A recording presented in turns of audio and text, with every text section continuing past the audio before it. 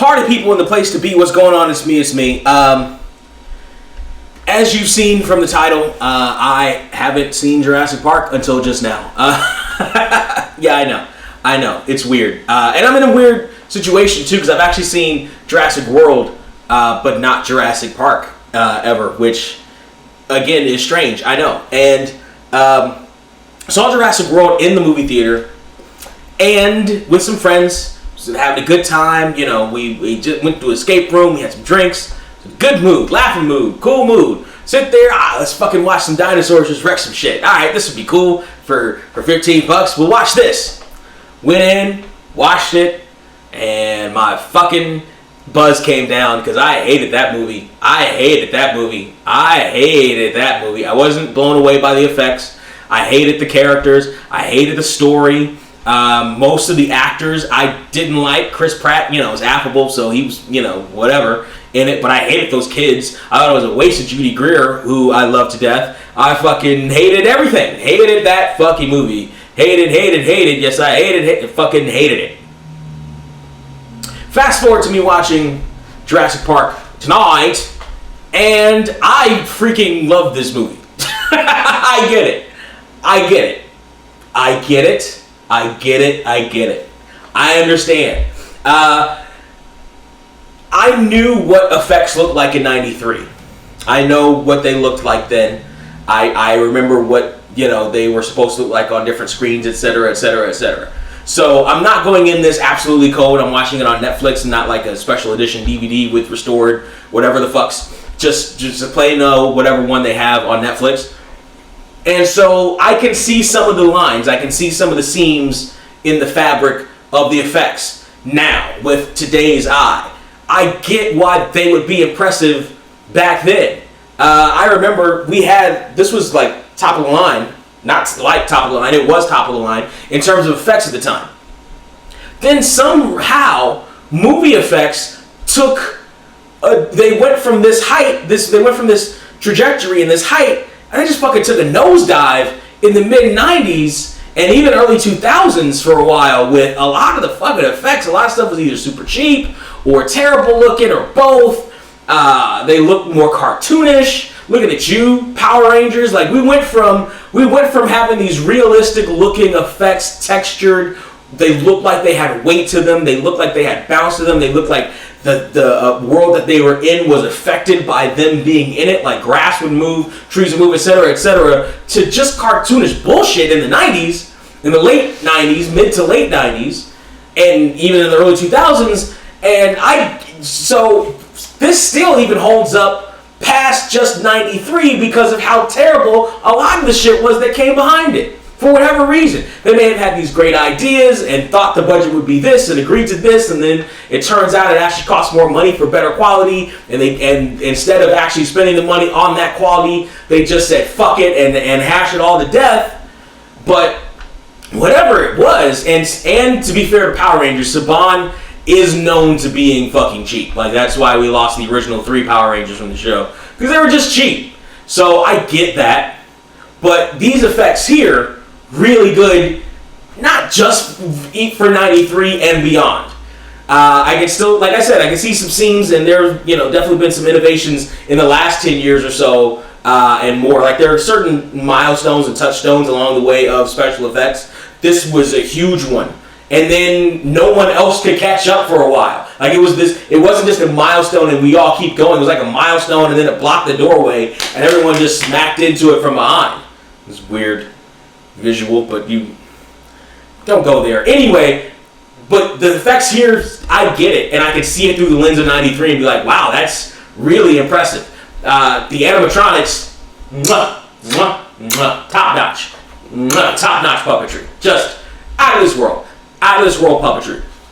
Story. I liked this story a hell of a lot more than I liked that stupid Jurassic World story. I hated that shit. This shit loaded down with all the 90s stereotypes and cliches and tropes you can think of. Just all of them. The kid hacker, the the surprise hacker who happens to be a kid because, of course she is, because we're going to need her after we kill the bad guys, which we do with swiftness. And I think they're the first ones to die. The actual bad guys are the first ones to die. And it's funny, they kind of die by level of... Not good. They don't. Not by level of goodness. They don't. I was going to say they die by level of goodness, but they don't. Because the first one to die isn't the most evil one on the island. He's just like the second one. He's just the second banana or whatever the fuck. He's just a lackey. But anyway, they do the surprise turn of the big thing to save the day because we think that the T-Rex is just going to be the heel throughout the whole thing. No, he's not really a heel. He's kind of a tweener. He's kind of Stone Cold Steve Austin, right? Like, he's looking out for him. And just because the humans are scared doesn't mean he's not going to look out for him. He's going to eat that goat. He's going to eat that fucker in the tiki hut. He's going to go after fucking whatever the fuck he wants to go after because he's hungry and whatever he sees moving, he's going to eat it because he's a fucking T-Rex and it's in his way. And if you're in his way, well, fuck you too, buddy. And that doesn't mean that he's a bad guy. That just means he's a guy. So they do that.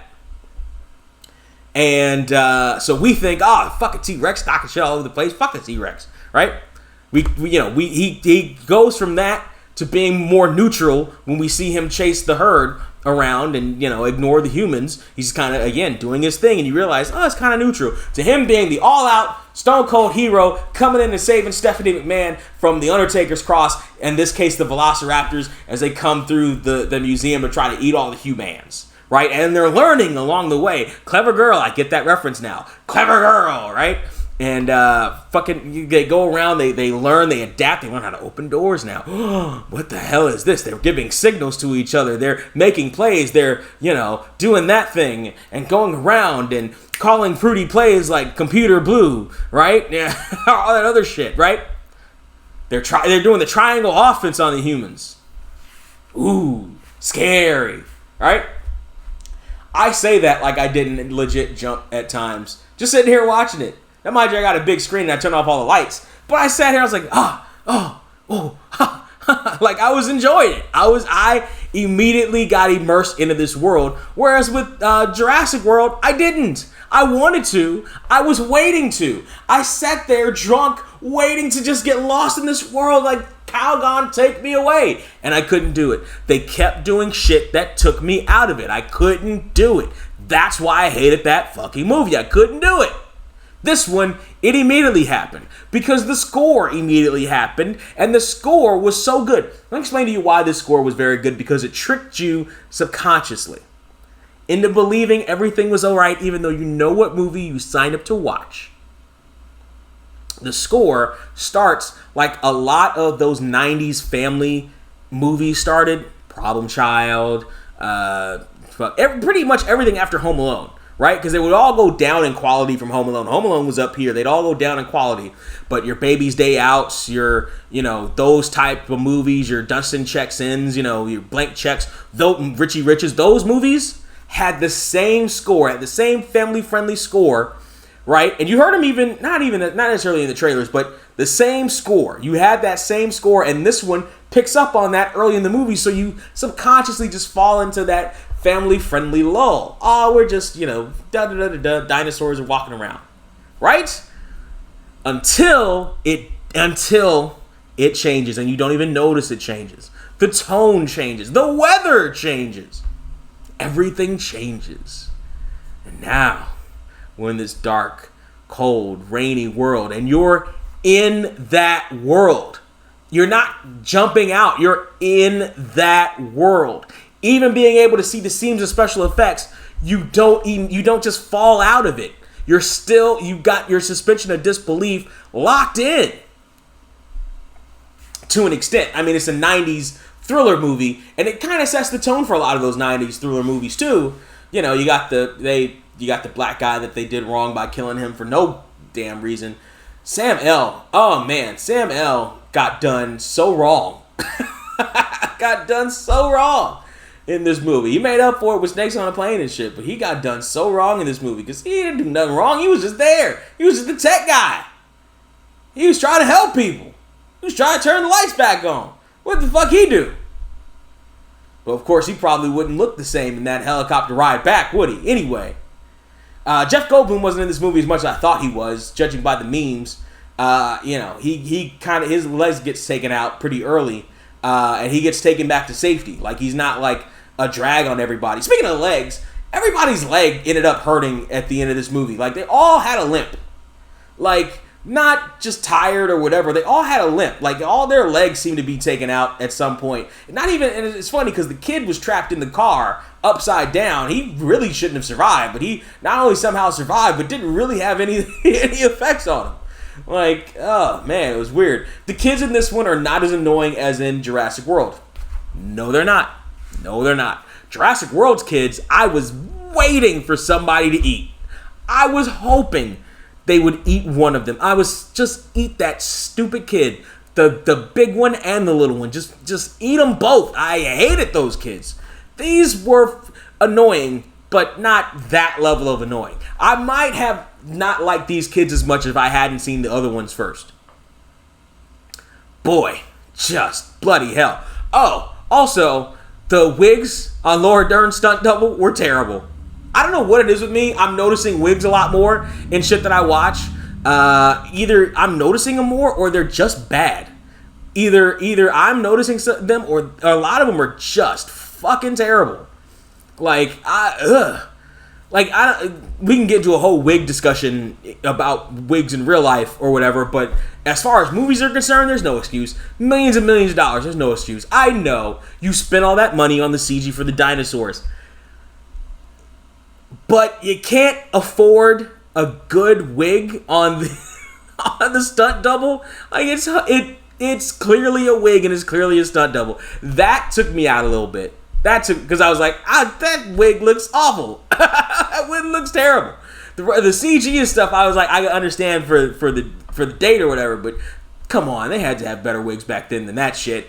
Ew. Anyway, I get all the references. I understand where the memes come from. I totally agree. Extraordinarily memeable. I get why Newman was the bad guy. I get why Jerry Seinfeld signed him up to be Newman, the bad guy on the show, because you just want to punch him in the face. I get it, and he plays that role to a T. To a T. Yeah. As far as this movie is concerned, I am a much bigger fan of this movie than I was Jurassic World. The double cross at the end, I get with the T-Rex.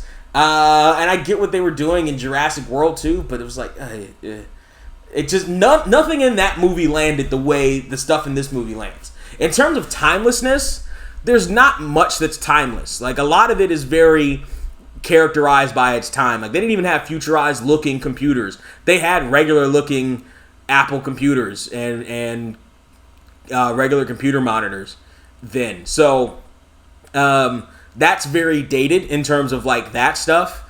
The cameras, because they're analog cameras, you can kind of understand why they would do that.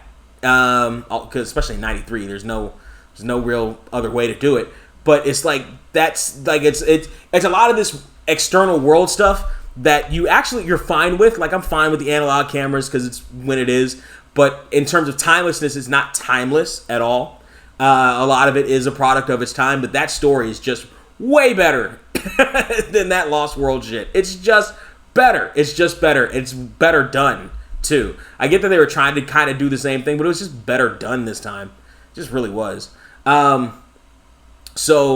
out of $15, I have to give Jurassic Park, I would have to say, minus the... Well, I mean, that's from a timeless perspective. Minus the stunt chick's wig. Which is just bad. Minus the stunt chick's wig. And, I'm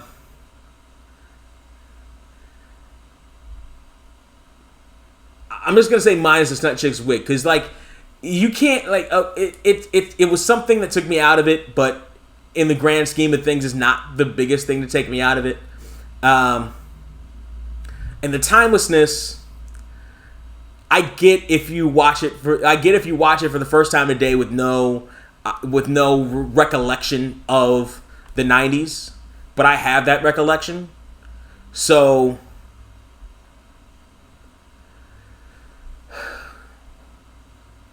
I say out of $15, Jurassic Park is worth,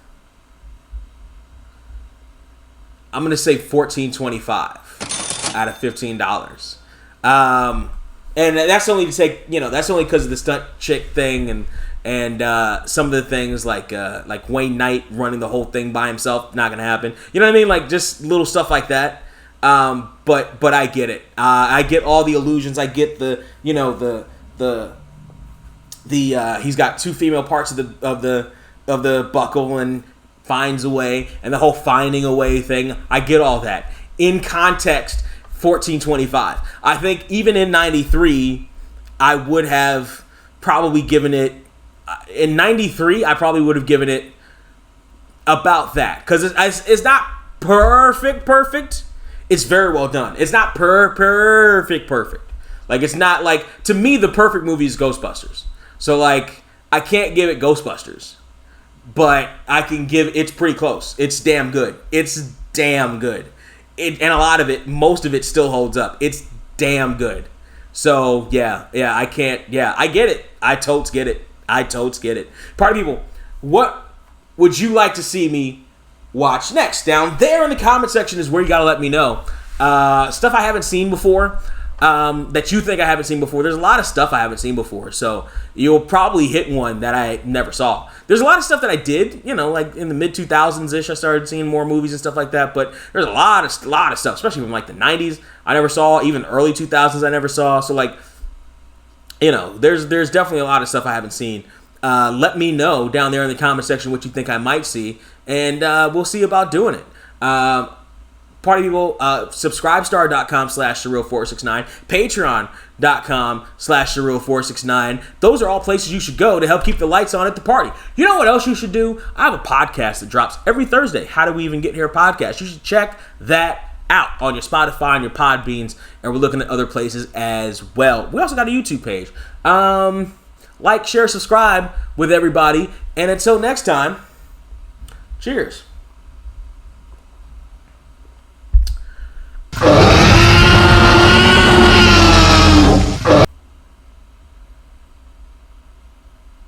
I'm a nice guy, I'm a nice place, with a nice smile on my nice face. Turn it back and I'm making sure my night's straight. And when you're out of town, I'll be making sure your wife's straight.